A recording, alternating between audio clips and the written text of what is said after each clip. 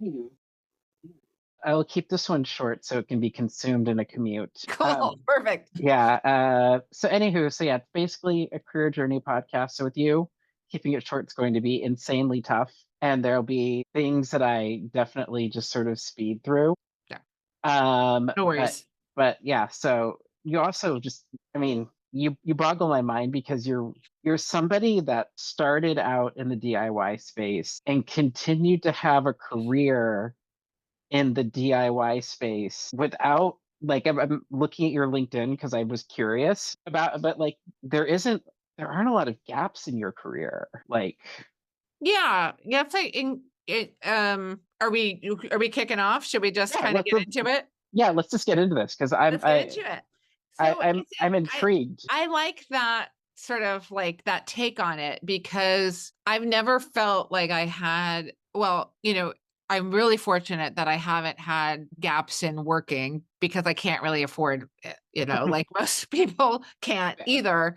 And I've been pretty lucky that, I've been able to kind of have in some cases, kind of a couple different things going on at different times. So that kind of helped, when I did transition from one thing to another, specifically, running the label and doing management into working in digital music, I was kind of doing all three for a bit, and maybe like kind of winding down the label stuff and management, but then kind of getting into this new business part of the music industry, digital music, and that gave me kind of like a way to explore new things. But yeah, I have been very fortunate and been able to adapt and then have this, as the industry has changed and that sort of environment for musicians has changed, kind of, yeah, landed at this spot where I'm, in charge of a company that supports hundreds of thousands of independent songwriters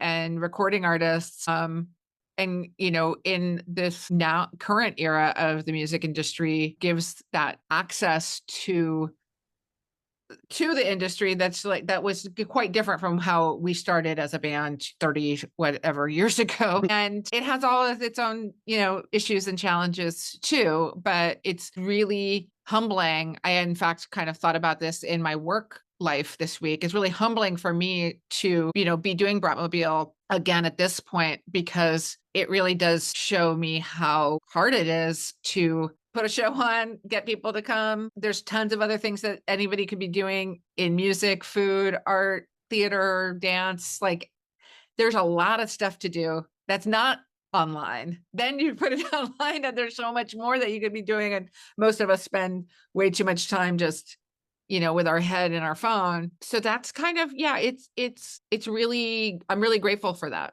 Yeah, so let's jump all the way back to Bratmobile, Sure. and of course, Bratmobile are there's no like absence of information about Bratmobile on the web or in the world, which is, a Most of good it's thing. true, I think, or accurate-ish. Yeah. So did the car company really name their car after you guys, or was it vice versa? No, that the Brat, that weird, like, ugly truck thing, Yes. mini truck. Yeah, that already existed. That's a Suzuki, is that right? I have no idea, honestly. I Mitsubishi. just It's like a Mitsubishi or Suzuki. No, that had nothing to do with us. The reason we called our band Bratmobile, we met and sort of started the band right around the time that the first Batman movie came out, like, and the Prince theme song to Batman was out, and so we were kind of like inspired by that, and there was certainly like a just irreverent approach. We were, freshmen in college when we met. We didn't give a shit about anything. And we were, sort of super into just each other, and, having fun and sort of experiencing life. And, we're definitely irreverent. And I think that's where the sort of brat part of it came. And so that's, yeah. But then when we didn't have a car then, like neither of us, we were just college students. And then few months later, I can't remember when exactly, I bought a 1968 Ford Galaxie 500, and we called it the Bratmobile at that point. I mean, that makes sense. Also, as the drummer, you're the one that needs the car the most. Yeah, it's true. And I wasn't the drummer yet. Like I hadn't started playing drums when we first started our band. I was playing guitar, but we knew we needed, it was $400 to buy that car. And I didn't know what kind of questions to ask. Like somehow I had that much money and the brakes gave out, I think, on the way home. Like it was literally that rough. It took leaded gas. And in the Northwest at that time, you could buy leaded gas at the gas station. And, we kind of, it was, I don't know how much it would have cost, in today's gas prices, but, we didn't have any money, to drive to Olympia, which was basically what we got it to do, was, probably $30. So it was like, we had to scrape together. I mean, yeah, $30, 30 years ago. Maybe it's like $100 now, right? Mhm. So Bra- I want to know, like, how did you? I hate to say sell Bratmobile, but I mean, since you clearly have like a good head and good instincts there, and like, what was it like conveying that this is my band? My band's a punk band, but we're also not like a typical punk band, and it's Sure. not even that we're an all-female band, because like the Kitty Kill were an all-female band, but they were doing the brand of punk that people knew as Yeah, like more punk. more like, yeah, consistent, Yeah. like accessible in certain ways, even though it's like funny to say punk being accessible. Well, I think contextually or like, what you can imagine in the time is so mostly like our primary influences were bands on K records, that were very much like Beat Happening primarily, which were, guitar, voice, and drums. And, very powerful in their simplicity in the lyrics, the melody, the beat, and whatever sort of the guitar kind of riff might have been. And some of them were really danceable and some of them were really poignant and heartbreaking or intense. And so we had that as sort of like our core inspiration. And that was, meant that like, yeah, to learn to play guitar and learn Be Happening songs was not an impossible thing to do. We weren't trying to learn, Zeppelin songs. We were learning something that was sort of in its own kind of way really available to us. And because we had a point of view, I think at the time, politically, there were things that were, inspiring, outrage and activism, like the first Gulf War and, the end of apartheid and, the sort of fight for the protection of Roe, all ironically, relevant things right now too. And so I think the combination of all of those things were what made it kind of interesting. Also, we were not ambitious in a career way. We weren't like, we want to write songs and go on tour and make albums and be on the charts and all of those sorts of things. We certainly wanted to write songs. We wanted to play shows. We wanted to make records. As was in our community, most records were sort of documents of a time and place. And some of those bands, exploded and disappeared. And so like the career part of it was not, I don't think, really a motivation. And we were, like I said, college students. So we already kind of had, okay, well, we're doing this college thing. We're going to learn some stuff. We'll get some jobs. So like, we don't know what we're doing. It's funny now that I'm, older and have a kid myself and also manage a lot of people and, hire people. And we look at like, oh, how did you get here? How did you find this job? And now people go to college for the music industry. They learn about how we've been doing these things for 30 years and the 30 years before that really wasn't available when we started. If you were going to go to college for music, it was conservatory or perhaps, ethnomusicology or something that was much more academic. The industry kind of practice that has developed over the last years I think it's pretty recent, like 20 years or so.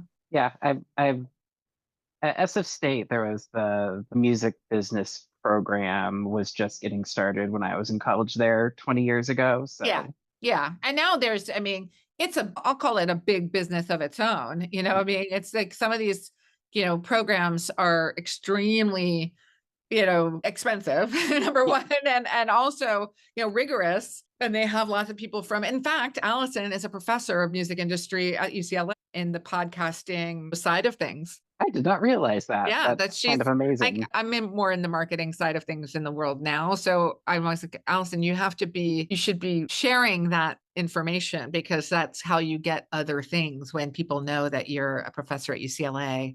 Uh, adjunct. It's not her full-time gig, but it's something that I think is certainly impressive. And considering how relevant podcasting is to media in general now, and certainly in the music industry, some of the things that we see with how Spotify, for example, has invested so much in podcasting and their audio subscribers, when they don't listen to music, that money, kind of there's a different way that those royalties are distributed. It's just lots of sort of business details of it as well. Yeah, I will admit that I don't consider podcasting for me to be a business. Right. And I'm sure she'll listen to this and cringe because it's not going to be very professional. I hope.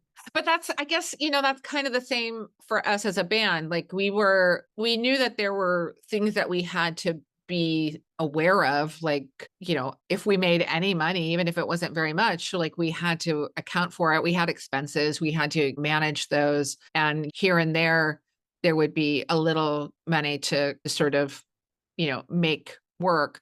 But because in our band, we never have had it be our only or main job, we never depended on it as much for it to be like, serious and professional and all of those things. And I think now what's kind of interesting, like I was describing kind of getting people to shows and getting people to sort of, engage with your music and experience it in whether it's, online or in real life. It just takes a little bit more work. And you have these weird tools like social media to use, but it's kind of not that cool. It's not how anybody really wants to be spending their time. Obviously, there are people who love being on social media, but that's not our main area of focus. Yeah, although it is funny because I would say Allison is great at social media. So. I agree. And I think one of the things that, we're pushing each other in cool ways to sort of experiment with things like TikTok and ways that we can talk to fans and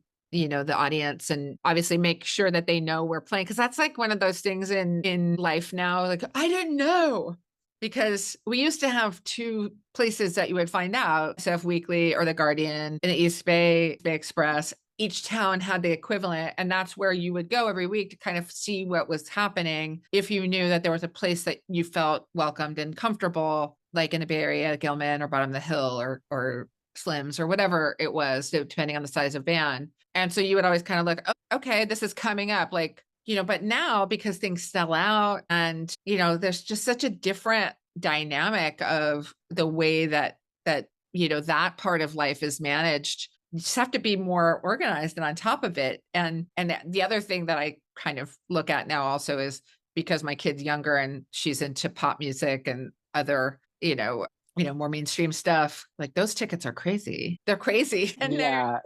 and it's a whole, and they're not that pleasant.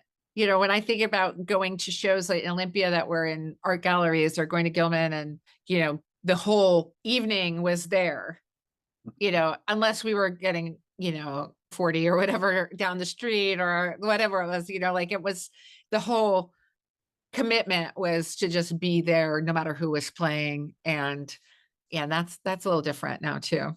Yeah, although I will say this, like I admit that the prices of pop shows are outrageous, but I can't compare like the arena experience versus the festival experience versus the dingy club. Like they're not the same. No, you're right. You're right. And obviously places like Mosswood where it's, contained and it's the whole atmosphere is what you're there for. The bands are you're psyched to see bands that you haven't had a chance to in the past, or the ones that are your favorites. But it's also just like running into your friends that you maybe see once or twice a year and their families now.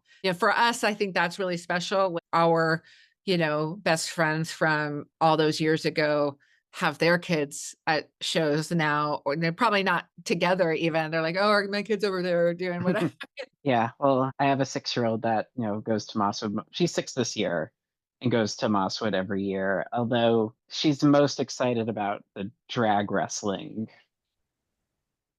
It's Um, amazing. I mean, it's like some of the things that make the event so special are, yeah, like just the all the details. yeah, but yeah, I'm getting a little away from myself. Okay, sorry. So, no, no, no. The podcasts are designed for tangents. That's what they're here for. Right, right, right, There's no other safe place to go out on a tangent in this world. right. Um, although, I'm not gonna dig too deeply into Lookout because I've had Chris on it and Oh, cool. he went in a long bit. But I'm just curious, what did you learn? What was like the thing that you took away from those 12 years as like co-owning this? Well, I The, mean, when you have something that doesn't work out the way you want it and I would my relationship with Chris and our company, unfortunately, like you never really let it go. You never leaves you that it wasn't what you had hoped it would be. And that in more of like the music industry narrative side of things, I cite that era of my life a lot because what happened in the 90s with the sort of way that the underground became mainstream, period, and bands that were, self-directed, wrote their own songs, had their own fans, were never really maybe intended to be on pop radio, but all of a sudden were and had all these other things to deal with. And then the craze of signing bands in that vein that happened, you sort of like, I think about that a lot too, because you also are looking at, okay, CDs were expensive. Most people wanted the one or two songs. They had to buy the whole album. What that created as a sort of economic dynamic that resulted in like, file sharing and sort of the decline of the music industry at the end of the 90s. And then sort of where we've been building back over the last 25 years. Like I think about those things a lot. And I think about where we were at Lookout working with some incredible music and incredible artists who had so much momentum that was just kind of cultural and propelled. And we did manage that pretty well until a point when we couldn't. All the other things started to kind of get involved, and we didn't really have that blueprint. We didn't have the experience, right? Like, oh, your industry is in a decline. Revenue is now not what it was. You're still spending what you did. Like that doesn't work in business, right? Or life. And to modify from there and like hopefully, hold on and make it work. So I think about those things a lot, but what I also reflect on is the requirement for artists when we were starting to have a label, like a label that was not them. And we were fortunate enough to work with friends who with a lot of integrity and, to do our best in that regard as well. But now artists who have sort of like who are ambitious and, want to be professional and have careers, the tools and the things that are available to them at the standard and the access that they have to the music industry is wild. And I don't want to think naively that, oh, if we had had this, then it would be so much different or better, because we don't know. Like it was so just such a different era. We always joke about it, right? There was no internet. We had no cell phones. We were, using payphones and, my dad's calling card to fund a lot of things. And, but that sort of maybe back to your original question around how we were selling what we were doing as Bratmobile, maybe we would have been a little bit more career oriented and we would have thought, wow, if we get our shit together, we could, really have this be our career. But as where we were at in life, we were so young and that was not where we were coming from. So I guess in some ways, maybe that's why 30 years ish later, we're still playing. We've had some different moments to try it. yeah, I mean, there's another band that like you're showing that path, and I remembered that you managed the Donnas, Mhm. who were like, I can't think of any band that like represented that cycle better. they were on the indie, and then they were on the major, then they were on their own label, Yeah. and then they sort of like I would it feels like to me they sort of burnt out from there or fizzled out. Like there's never like a the Donnas said goodbye. It was just the Donnas No, sort you're of right. faded away. You're right. And yeah, that's their story to tell for sure, but I think one of the things that I always admired about them is they did have a plan from high school. They were really focused, and they were so focused that they would, when I first got to know them really well, and they were like, "Oh yeah, we get straight A's so our parents don't bother us." I was like, that's a good idea. That is a really smart way to think about it. And they did. They like got straight A's. They did their homework after school. They had snacks. They practiced for as many hours as their parents would let them. They studied and repeated. And when they were starting college, when they were starting that time when we were really working together, the singer started at Cal, the bass player and guitar player started at Santa Cruz, and the drummer deferred at NYU because they knew they probably wanted to tour, but they did the first quarter, and NYU didn't have that option. So she had to defer the whole time. This is maybe not public knowledge, but she ended up getting her degree from Stanford, and she ended up getting a law degree at Harvard all these years later, so she did okay. And I think, that's it's the model for artists or for bands in the, as the music industry has changed, there's so many different options. And then I think for women, there should be lots of different options too. And tying it only to, your early 20s or like maybe your early 30s is not necessary. And I think that's what is exciting for us, Allison and me specifically, to play together, when we're older and have, maybe a little bit more freedom and latitude to kind of do things the way we want. And we get a little bit more, obviously, because of my career. I now know how things work. And, we're able to kind of do it on our own terms still. And that's really great. Kind of beautiful. Move into the digital space kind of not long after that. And you got to see so many of these companies that sort of like came and went. Like because eMusic was amazing until it sort of stopped, and then Rhapsody was amazing. And like, did you ever like catch on to any trend with these like digital media offerings that were like the thing for a while, and then like what was like the cycle like for them? Like, well, yeah, I mean, I think that it kind of, both of those companies reflect, moments in the way, music fans behavior, and, the music community, changed. Like all of a sudden you could have access to sort of the catalog in the world and put it, whatever, however many you wanted to download, you could put it on your phone or put it in your, iTunes folder and, experience it that way. And then that changed when streaming became ubiquitous. And, with Rhapsody being, they did precede Spotify, but the customer experience, if you will, the product was not great. And so it didn't really, and I think it was very limited. Maybe it wasn't on Apple, and, so all sorts of weird facts, right? Like kind of like when you put it all together.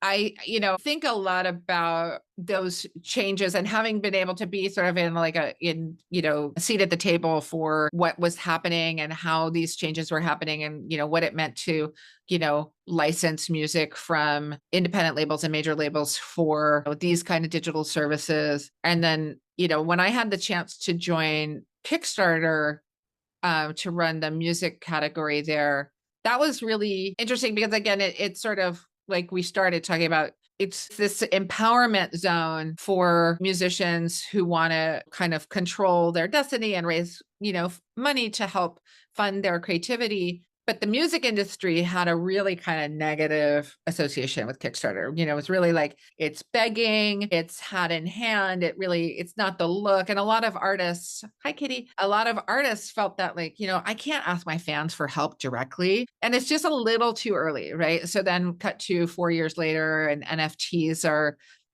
spend however much, whatever the variable pricing on my digital file for who knows what. Nobody had any issue a couple of years ago with asking people to buy their NFT, and it's not even like a real product. It's lots of different opinions about that. But all that to say, the mindset shifted. And I think that's kind of what's happened now. And we see it in good and bad ways, right? So people, now that 2012 is when Spotify launched in the US, right? Something like that. 13 years of Spotify in the US. And it's certainly the dominant music streaming platform. But, people are concerned about lots of different things in that, situation. And you could maybe appreciate that, every, fans, musicians, and the businesses are all trying to navigate this, where even what we do at CD Baby is giving people access to all of these streaming platforms around the world. There's a lot of music that doesn't have a lot of engagement. And is this a time for things to kind of shift again? And what does that look like? For me, it's not really, I don't feel like I should be the quality police, or my company, or any of the people that I know, or work with me, but maybe there's some level of self-directed, I'm serious about this. And, the conversation that's happening now is if you're serious about it and you use AI tools to make your music, is that delegitimize it? I don't necessarily think so, but I also get that, there are a lot of issues related to that, because the AI models that are helping you create your music, there is an origin that maybe needs some credit and some attribution. And so it's just I'm really grateful that, all these years later, I still have a seat at the table to kind of think about these issues and hopefully be part of the positive, continued changes in the music industry. But I'm sure that there's people who think I'm not. Yeah. Doing my best. I mean, my 2 cents about AI in this is I think everything should still be created by humans. I think art should be made by humans. I mean, spell check in MS Word was fundamentally AI. And so I don't know, I feel okay about using AI to edit, Right. but I Right. don't like using AI to create. I will run a program that'll find the ums from this podcast, and I Right. don't think that's cheating. Right. There are definitely people that think you should listen for all of those and do the manual edits yourself. Well, even when I hear myself talk and I say too many times, it's a little bit cringy. So I prefer if there were fewer. They don't have to be absent entirely. And it's an interesting point we have some of our older records that will be reissuing, things that were really never released properly. It's exciting stuff we can't really announce just yet, but Well, you just said it listening. on a podcast first. Yeah, Did well, I I'm have to not cut gonna that say the out? name, and people can Okay. I don't even think it's a well-known recording that we have, so I'm excited about that. But I listened to it, and there are all sorts of mistakes on it. You talk about cringe, because singing, beats dropped, all sorts of things that if we were more in an environment an Olivia Rodrigo with her mega producer working on each song, but craft, line by line, which connects with an audience, maybe our songs could have had that much more value, or potential. But, that wasn't our vibe. That wasn't how we did things. And they're going to be, we're shipping them as is, right? We remastered and that sort of thing. But we didn't correct anything or to the standard that we might have now. And I'm happy about that. I think that is the right thing to do. But when people are making music now using all sorts of different tools, and they're approaching it with a much more sort of digital mindset anyway, that is, I think there is maybe a generational gap also that, I don't think you or I are going to be the definitive voice on or arbiter on these matters. And we have to listen to what's changing just as well as we have to listen to our own values and what we think is important. Yeah. It's funny. You're reminding me of there are actually multiple things that I circled back to Sabrina Carpenter that you brought up there. But Yeah. So Sabrina Carpenter is a fundamentally pitch perfect from from a technical standpoint. She hits every note right, and they still auto tune her. Right. Because that's what people know. But the comparison was her Tiny Desk concert. Right. Was all was a fundament was unaltered. And like you hear the difference in her voice, yet she's still hitting every note right. Right. And it's She's still still really, really good. Well, it's funny yeah. you mentioned that because I listened to the Olivia Rodrigo Tiny Desk concerts. Yeah, she has two. Yeah. One was in DMV during COVID, and then one was at the actual one. And so you could hear, some of these things that they were able to clean up with, even live, mixing. Um, and then certainly in, on the audio, on the sound recordings, but she's still got an incredible voice. Her rhythm is so wonderful. The lyrics are so clever. The melodies are so clever. It just makes it enhanced, right? And I think that goes back to like, okay, so taking out likes, pops, or other things. Those are all, technology that we've been applying. And to your real point, auto-tune has been around for a long time. Yeah, we can hear it, but it doesn't mean we don't listen to Yeah. it. Doesn't And disqualify it. no, I mean there's a joy in autotune sometimes. I mean, how come I'm spacing on I mean Zap and Roger wouldn't feel the same. Cameo, any of the, yeah. Yeah. Man, I really could go on forever. But so now you're at CD Baby. You already leaked Bratmobile news, and that's just out of the bag. I'm sorry. There's a few just like little classic curiosities that I have. Okay. Bratmobile was weirdly enough the first band to like proclaim Blur in the United States. And I just need to know if like they ever heard your cover of There's No Other Way. Well, Allison and Aaron are pretty close friends with Graham from Blur. So I have a feeling, yes. I can't confirm it because he's not my friend, but I think so. Okay, like it's just And Allison and I were able to go see Blur last year when they're like pre-show for their warm-up for Coachella. So that was pretty cool. I took advantage of her friendship. very good. I will say this. I was not able to make that, but I have a very close dear friend of mine who saw Bratmobile for the first time ever at Moss and Meltdown, Amazing. and she thought she didn't like you guys, and then was like, no, this is great.